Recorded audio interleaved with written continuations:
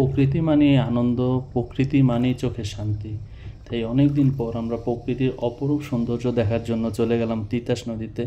আমরা প্রথমে একটা নৌকা ভাড়া করেছি যাতে পুরোটা তিতাস নদী আমরা ঘুরে দেখতে পারি এবং অপরূপ সৌন্দর্য যা আমরা ক্যামেরাতে বন্দি করতে পারি। বর্ষার সময় অর্থাৎ এই সময় সবচেয়ে ভালো সৌন্দর্য তিতাসে ফুটে ওঠে। তা আপনারা একটু পরে ক্যামেরাতেই দেখতে পারবেন। ক্যামেরাতে অনেক সুন্দর দেখা যায়, অবশ্য নিজের চোখে আরও সুন্দর দেখা যায়।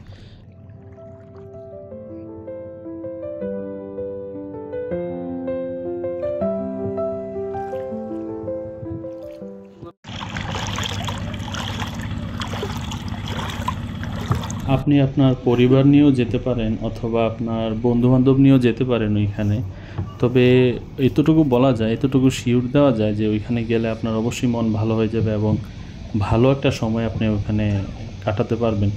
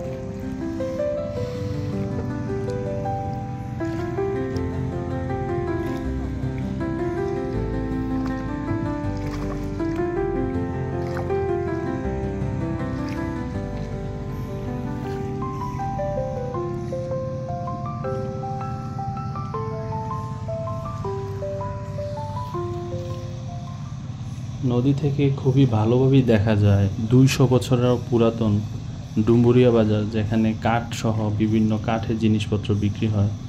আজকে সম্ভবত ডুমুরিয়াতে বাজার চলতেছে।